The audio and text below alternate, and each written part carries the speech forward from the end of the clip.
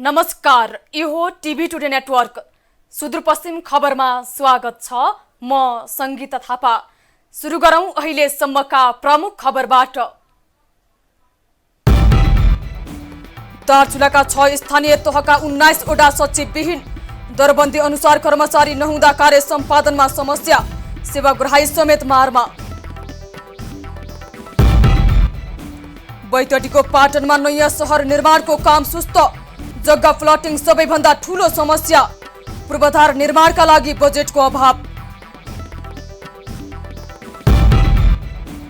डोटीमा निङ्गालो तथा बाँसका सामग्रीको खरिद बिक्रीमा वृद्धि। ग्राहक बढेसँगै उत्पादक हर्षित। कच्चा पदार्थ सङ्कलनमा भने कठिनाई। सुदूरपश्चिममा 7,400 जना कोरोना मुक्त। कैलालीका मात्रै 2,000 बढीले जिते कोरोना। सक्रिय संक्रमितको संख्या 700 बढी। र डडेलधुरा अस्पताललाई कोरोनासँग जुझ्न स्थानीय तहको सहयोग। आलीताल गाउँपालिकाद्वारा 10 लाख रुपैयाँ प्रदान। ल्याब व्यवस्थापनमा सहज। अब सुदूरपश्चिम खबर विस्तारमा। दार्चुलाका 9 स्थानीय तहका 61 मध्ये 6 स्थानीय तहका 19 वटा ओडा सचिवविहीन छन्। जनप्रतिनिधि आएको 3 वर्षसम्म पनि सरकारले कर्मचारी पठाउन नसक्दा ओडाहरू सचिवविहीन भएका हुन्। ओडामा सचिव नभएपछि कामकाज समेत प्रभावित भएको छ। सदरमुकाम खलङ्गासँग जोडिएको महाकाली नगरपालिकाको ओडा नम्बर 1 र ओडा नम्बर 7 मा ओडा सचिव छैनन्। शैलेशिखर नगरपालिकाको 7 वटा ओडा सचिवविहीन छन्। लेकम गाउँपालिकाको ओडा नम्बर 1 र 2 मा पनि सचिव छैनन्। नौगाड गाउँपालिकाको ओडा नम्बर 4 सचिवविहीन छ। अपी हिमाल गाउँपालिकाका 2 वटा ओडा सचिवविहीन छन्। मालिकार्जुन गाउँपालिकाका 5 वटा ओडा सचिवविहीन छन्। मारमा, दुहु र ब्यास गाउँपालिकामा भने सचिवको दरबन्दी पूर्ति भएको छ। स्थानीय तहमा दरबन्दी अनुसार कर्मचारी नभएका कारण कार्य सम्पादनमा समस्या हुने गरेको छ।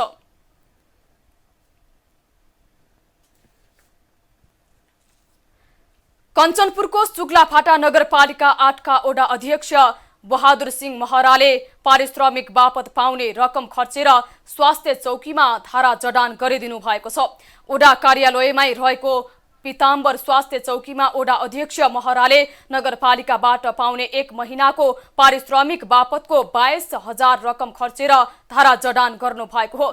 नगरपालिकाबाट बजेटको अख्तियारी नआउँदा योजना सञ्चालन गर्न नसक्ने अवस्था आएपछि आफूले पाउँदै आएको पारिश्रमिकबाट धारा जडान गरेको ओडा अध्यक्ष महराको भनाइ छ। स्वचालित धारा जडान भएपछि स्वास्थ्य चौकीमा 24 घण्टा पानी आउने भएको छ। बैतडीको पाटन सहित देशभरका 10 वटा सहरलाई नमुना सहरका रूपमा विकास गर्ने सरकारले घोषणा गरेको छ।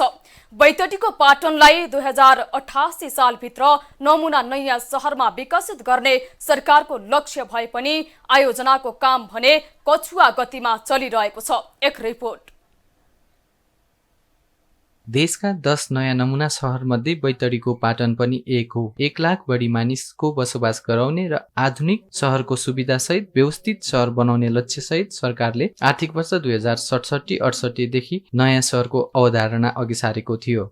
नयाँ सहर आयोजनाको काम अगाडि बढाउन ल्यान्ड पोलिङ अर्थात् जग्गा प्लटिङ नै सबैभन्दा ठूलो समस्याको रूपमा रहेको छ। आधारभूत आवश्यकताहरू निर्माण गरी बसाइसराई रोक्ने नयाँ सहरको लक्ष्य छ। तर पूर्वाधार निर्माणका लागि सरकारले पर्याप्त बजेट नै विनियोजन नगर्दा आयोजनाले गति लिन सकेको छैन। भनेको चाहिँ अब माथिबाट बजेट पनि अलिकति कम आइरहेछ। मेनै कारण त्यो हो।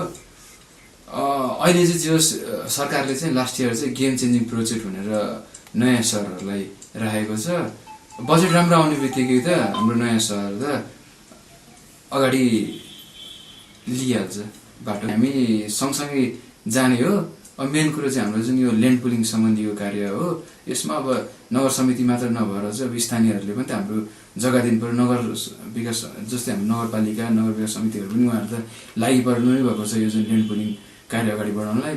नयाँ नमुना सहर बनाउनुमा स्थानीय सरकार, नगर समिति र सो क्षेत्रका स्थानीयको पनि महत्त्वपूर्ण भूमिका रहने गर्दछ। स्थानीयवासीले जग्गा दिन नमान्दा पनि नमुना सहरको काममा ढिलाइ भइरहेको सरोकारवाला बताउँछन्। गर्दाखेरि हामीलाई धेरै यहाँ पिरमार्ग छ। आवादी जग्गामा हामी जग्गा ल्यान्ड पुलिङलाई पनि दिन सक्ने अवस्था छैन, किनभने हामी कृषिमा नै आश्रित भए हुनाले बरु चाहिँ कतै यो नगर विकासका किताहरूलाई जोडेर छेउछाउको सडक, छेउछाउका जग्गाहरूलाई जोडेर यहाँ चाहिँ यहाँबाट चाहिँ हामी भुइँसरोसम्म पनि जान सक्यो भने मात्रै हामी सम्भव छ। नत्र यहाँको नेताजीहरूको भनाइ के छ भने चाहिँ आवादीमै जाउँ, आवादीमा ल्यान्ड पुलिङ गरौँ र होइन, र त्यो भएर हामी त्यतातिर नजाउँ। अहिले पाटनभित्रका सहरी सडकहरू स्तर उन्नति, खुला मञ्च निर्माण, ढल व्यवस्थापन, बस पार्क निर्माण र हिरापुरमा पार्क निर्माण लगायतका कामहरू भइरहेका छन्। दशकौं बित्दा पनि आयोजनाले गति लिन सकेको छैन। समग्र बैतडीको गौरवको आयोजना पाटन नयाँ सहरको निर्माणमा यहाँका जनप्रतिनिधि र सम्बन्धित निकायले ध्यान दिन जरुरी रहेको छ। बैतडीबाट मोहन चन्दको रिपोर्ट। जिल्ला प्रशासन कार्यालय कैलालीले आइतबारबाट बार अनुसार सेवा दिने भएको छ। एक सूचना जारी गर्दै कार्यालयले असोज 25 गतेबाट बार अनुसार सेवा प्रदान गर्ने जनाएको हो। कोरोना संक्रमण कम नभइसकेको अवस्थामा कार्यालयमा सेवाग्राहीको भिड बढ्न थालेपछि बार प्रणाली सुरु गर्न थालिएको जिल्ला प्रशासन कार्यालय कैलालीले जनाएको छ। असोज 25 गतेबाट स्थानीय तह अनुसार बार प्रणालीबाट सेवा सुरु गर्ने गरी कार्यालयले सेवा तालिका पनि सार्वजनिक गरेको छ। सुदूरपश्चिम खबरमा पालो छोटो विश्रामको।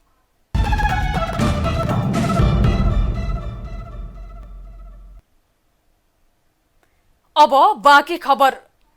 डोटीमा पछिल्लो समय निगालो तथा बाँसका सामग्रीको उत्पादन तथा खरिद बिक्रीमा वृद्धि भइरहेको छ। गाउँघरमा अन्न भण्डारण तथा मल र सामान बोक्न प्रयोग गरिने निगालो तथा बाँसबाट बनेका विभिन्न सामग्री किनमेल गर्ने ग्राहक बन्न थालेसँगै बनाउनेहरू पनि बढेका हुन्। केही ठाउँमा बाँसका सामग्री बनाइने भए पनि बाँसभन्दा निगालोबाट बनेका सामग्री बढी टिकाउ हुने भएकाले अन्न भण्डारका लागि निगालोका सामग्री बनाइने गर्दछन्। तर पछिल्लो समय निगालोको भने अभाव हुन थालेको छ।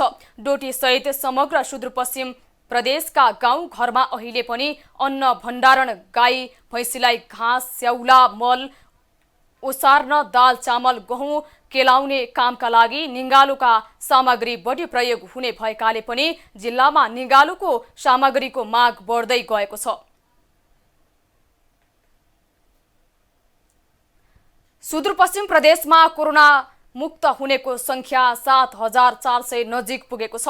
स्वास्थ्य मन्त्रालयले दिएको जानकारी अनुसार प्रदेशका 7,398 जना कोरोना संक्रमित उपचार पश्चात निको भई डिस्चार्ज भएका हुन्। प्रदेशमा अहिले 703 जना सक्रिय संक्रमित रहेका छन्। अहिलेसम्म सबैभन्दा धेरै संक्रमित रहेको कैलालीमा 2,230 जनाले कोरोना जितेका छन्। 4 महिनाको अवधिमा सुदूरपश्चिमका 23 जना कोरोना संक्रमितको मृत्यु भएको छ। प्रदेशमा कुल संक्रमितको संख्या 8,000 नागेको छ। शुक्रबार पनि थप 61 जनामा कोरोना पुष्टि भएको छ। कञ्चनपुर प्रहरीले विभिन्न मुद्दाका 44 जना फरार प्रतिवादीलाई पक्राउ गरेको छ। जबरजस्ती करणी, सामूहिक जबरजस्ती करणी, जबरजस्ती करणी उद्योग, जाल साँची, चोरी, वन पैदावार, हानि नोक्सानी, कुटपिट लगायतका मुद्दामा सजाय सुनाइएका 44 प्रतिवादीलाई पक्राउ गरिएको जिल्ला प्रहरी कार्यालयका प्रवक्ता प्रहरी नायब उपरीक्षक अमर बहादुर थापा छेत्रीले बताउनुभयो।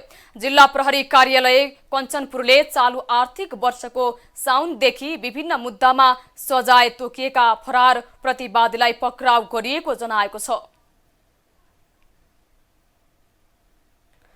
कैलालीको अत्तरियामा पनि चाड पर्वलाई लक्षित गर्दै सुपथ मूल्य पसल सञ्चालनमा ल्याइएको छ। उद्योग वाणिज्य तथा आपूर्ति मन्त्री लेखराज भट्टको निर्देशनपछि साल्ट ट्रेडिङ कर्पोरेसन लिमिटेड धनगढीले अत्तरियामा सुपथ पसल सञ्चालनमा ल्याइएको हो। अत्तरियामा रहेको डिपोमा सुपथ मूल्य पसल सञ्चालन गरी नुन, चिनी, साबुन, सेनिटाइजर लगायतका वस्तुहरू राखिएका छन्। यस वर्षदेखि उपभोक्ताले चिनी र नुनसँगै चिउरा र चामल पनि खरिद गर्न सक्नेछन्। सुपथ मूल्य पसलमा साल्ट ट्रेडिङले सेनिटाइजर र साबुन पनि बिक्री गर्न राखेको छ।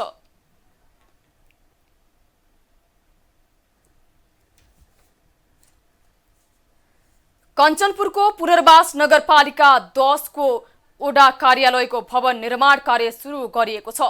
स्थानीय सरकार आएको करिब 3 वर्षपछि ओडा कार्यालयको भवन निर्माण कार्य सुरु गरिएको हो। एक रिपोर्ट। कञ्चनपुरको पुनर्वास 10 स्थित विजय माध्यमिक विद्यालयसँगै जोडिएको करिब 8 कट्ठा ऐलानी जमिनमा 2 तले ओडा भवन निर्माण हुन लागेको छ।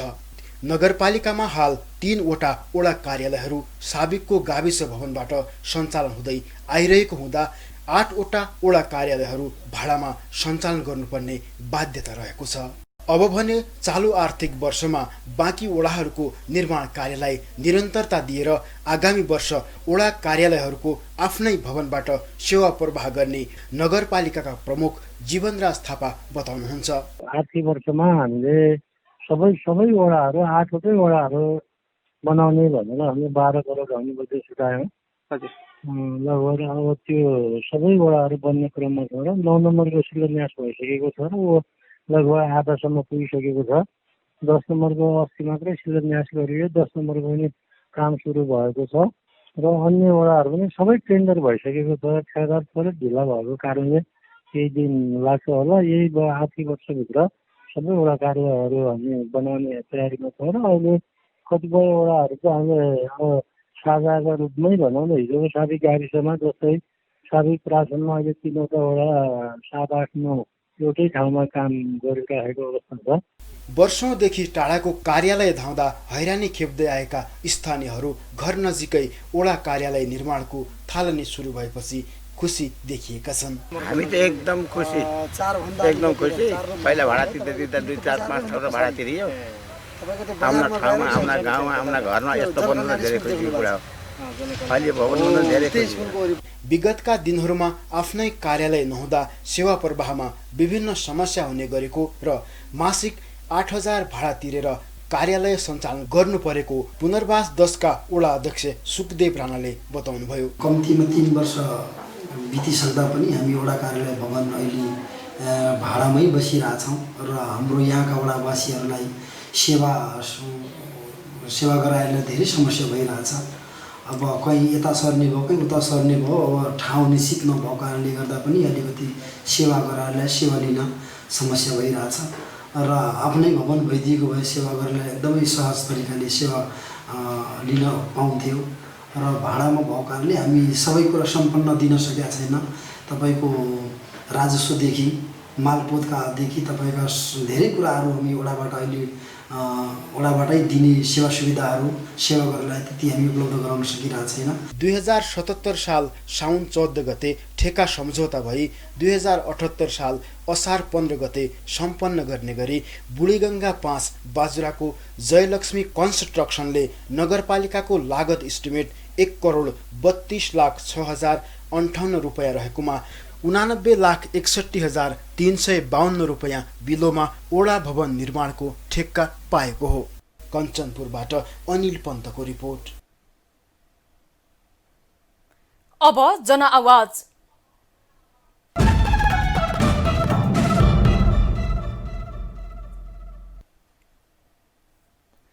करिब 30 वर्षको लामो संघर्षपछि कैलालीको गोदावरी नगरपालिका ओडा नम्बर 10, 11 र 12 का स्थानीयले चाक्ले खोलामा पुल पाउने भएका छन्। चौकी डाँडाबाट चुरे गाउँपालिकाको फल्टुडे जोड्ने सडक खण्डमा पर्ने चाक्ले खोलामा पक्की पुलको निर्माण हुने भएको हो। पुल निर्माण पश्चात अब जावतमा कतिको सहज हुन्छ भनी हामीले स्थानीयलाई सोधेका छौं। प्रदेश सरकारले पुलको व्यवस्था बजेट छुट्याउनु भयो र आज यो चाहिँ पुल निर्माण हुने अवस्थामा आएको छ। हामी यस क्षेत्रका बासिन्दाहरू निकै हर्षित भएका छौँ। यसले गर्दाखेरि अब हाम्रो आय आर्जन लगायत यस क्षेत्रको कृषिमा सहित टेवा पुग्छ। हाम्रो उत्पादनहरू सजिलै लिन सकिन्छ र मान्छेको ज्यानसहित बाँच्ने यहाँ चाहिँ कतिजनाले ज्यान गुमाउनु परेको, गाडी बगाएको स्थिति सबैलाई थाहा छ र अबको परिस्थितिमा चाहिँ यो निकै हामी चाहिँ यस क्षेत्रका जनताहरू हर्षित भएका छौँ र यस क्षेत्रका जनप्रतिनिधिहरू, वडा अध्यक्षदेखि लिएर उता हाम्रो प्रदेश मन्त्रालयबाट बजेटको व्यवस्थापन व्यवस्थापन गर्नेदेखि लिएर सबै सरकारलाई, सबै तहका स्थानीय, प्रदेश र सङ्घ सबै सरकारलाई हामी धन्यवाद दिन चाहन्छौँ। र यो अब हामी एउटा अर्को अनुरोध के गर्न चाहन्छौँ भने यथाशीघ्र यसलाई चाहिँ काम कम्प्लिट गर्नका निमित्त, कार्य सम्पन्न गरेर उद्घाटन गर्नका निमित्त छिटो प्रयास गर्नुहुनेछ भन्ने सबैप्रति आशा लिएका छौँ। धन्यवाद। यो जुन बाटो छ अहिले, यो चाहिँ चौकीडाँडा फल्टुडे बाटो, यो समग्र प्रदेशको एउटा चाहिँ विकासको लागि एउटा मूल ढोका हुन सक्ने एउटा यो बाटो हो। र त्यो बाटोमा पुल नहुँदाखेरि चाहिँ अत्याधिक समस्या भएको र यो विशेष गरेर ओलानीका चाहिँ क्षेत्रका जनताहरू जुन चाहिँ लामो समयदेखि यो खोलाले गर्दा नै कैयौँका ज्यान गएका छन्, कैयौँका चाहिँ यो खोलाले गर्दाखेरि चाहिँ बर्खायाममा चाहिँ थुप्रै कामहरू रोकिएका छन्। त्यस्तो अवस्थामा जुन अहिले यो सरकारले चाहिँ जुन पुल शिलान्यास गरेको छ आज, यो एकदम सकारात्मक कुरा, एकदम हाम्रो लागि हर्षोल्लासको कुरा हो। र यो चाहिँ पक्कै पनि यो पुलले यो चौकीडाँडा फल्टुडे बाटोको पुलको रूपमा लिनेछ र यो बाटोले पनि एक खालको निकास फल्टुडेसम्म पाएर यो क्षेत्रका जनताको चाहिँ विकासका लागि महत्त्वपूर्ण भूमिका निर्वाह गर्नेछ भन्ने मैले आशा गरेको छु। र यो पुल चाँडोभन्दा चाँडो सम्पन्न होस् भन्ने पनि म आशा गरेको छु। र म फेरि पनि अत्याधिक हर्षित खुसी भएको छु। र जसले पनि यो पुलको चाहिँ बनाउने एउटा चाहिँ महत्त्वपूर्ण पहल कदमी गरेको छ, उहाँलाई धन्यवाद दिन चाहन्छु। धन्यवाद। यहाँको विकासको गतिविधिमा जो विगतमा झेल्दै आएका गर्भिणी महिलाहरू हामीले यहीँबाट फर्केर मर्ने अवस्था थियो, सर्वल टोकेका बिमारीहरू यो ठाउँबाट फर्कने अवस्था थियो र यहाँ धेरै चाहिँ यातायात बगेको अवस्था थियो। एउटा बुढी आमा यही खोलामा बगेर तर्देको बेलामा मरेको अवस्था थियो। यी धेरै पीडा हामीले सहेर र हामीले चाहिँ अगाडि बढेका थियौँ र यसको लागि राजनीतिक तहबाट, जनताको लेभलको तहबाट र यहाँका नेताहरूलाई जिम्मेवार बना। विगतमा पनि थुप्रै चाहिँ सांसदहरू जितेका थिए, तिनलाई हामीले जिम्मेवारी बनाउन खोज्यौँ, तर चाहिँ उहाँहरूले अब उहाँको पनि प्रयास रहेको हुनसक्छ। तर पनि अहिले चाहिँ यो सरकारले सुनेको छ, हामी धेरै खुसी छौँ, धेरै गौरवान्वित छौँ। यहाँको जनताहरू एकदमै खुसी छौँ। अब यो वर्ष पछि हाम्रो यो चाकेली खोलाले यो आउने यो खोलाका कारण अब कतिपय मान्छेहरू यो सर्पका कारणले गर्दा र अरू विविध कारणले गर्दा यो अकालमै ज्यान गुमाउनु पर्ने अवस्था थियो। त्यो चाहिँ अहिले हाम्रो स्थानीय तह, प्रदेश सरकार र केन्द्रीय सरकारले जुन यो शिलान्यास गरिदिनु भयो, यो कामले चाहिँ पूर्णता पाओस् भन्ने अब यो शुभकामनासहित यहाँका जनताहरू एकदमै खुसी छौँ हामी। सुदूरपश्चिम खबरमा फेरि छोटो विश्राम।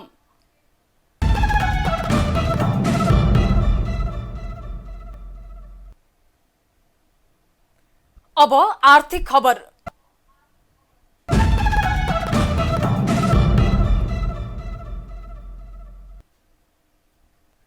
संघीय सरकारले बैतडीका 6वटा स्वास्थ्य चौकीलाई अस्पतालमा स्तर उन्नति गर्ने स्वास्थ्य तथा जनसंख्या मन्त्रालयले जनाएको छ।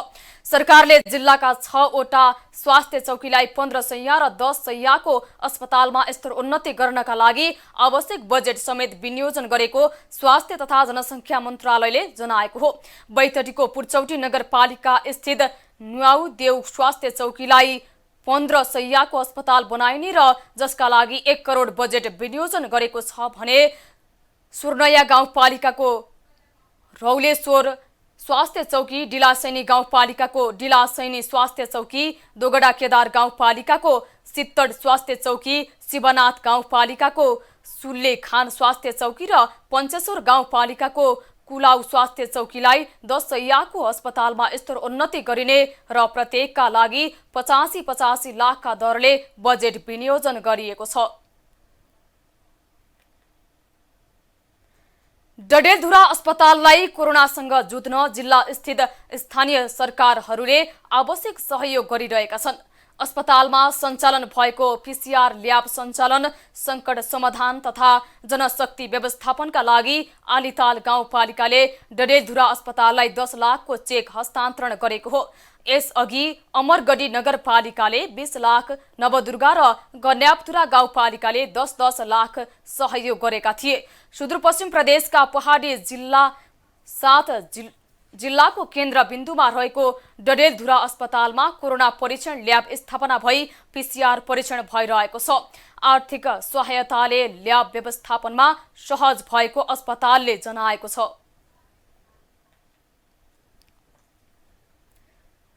सुदूरपश्चिम खबर सकियो। बिदा लिनु पूर्व प्रमुख खबर फेरि एकपटक।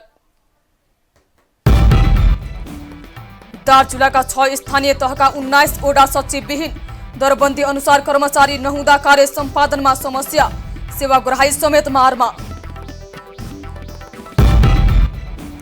बैतडीको पाटनमा नयाँ सहर निर्माणको काम सुस्त, जग्गा प्लटिङ सबैभन्दा ठूलो समस्या, पूर्वाधार निर्माणका लागि बजेटको अभाव।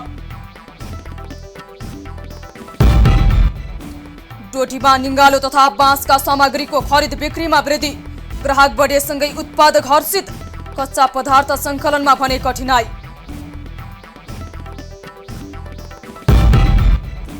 सुदूरपश्चिममा 7,400 जना कोरोना मुक्त, कैलालीका मात्रै 2,000 बढीले जिते कोरोना, सक्रिय संक्रमितको संख्या 700 बढी।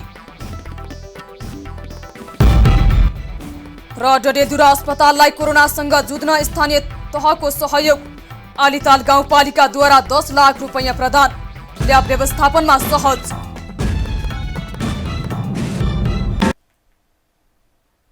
हामीलाई TV today Nepal apps download गरी विश्वभर प्रत्यक्ष हेर्न सक्नुहुनेछ। साथै www.tvtodanews.com मा गई हेर्न र पढ्न सक्नुहुनेछ भने फेसबुक, युट्युब र ट्विटरमा समेत फलो गर्न सक्नुहुनेछ। विकास, निर्माण र जनसरोकारका विषयमा हाम्रो आवाज जारी छ। अहिलेलाई सम्पूर्ण सुदूरपश्चिम खबर युनिटका साथ म संगीता थापा पनि बिदा चाहन्छु। टिभी टुडे एचडी हेर्दै गर्नुहोला। नमस्कार।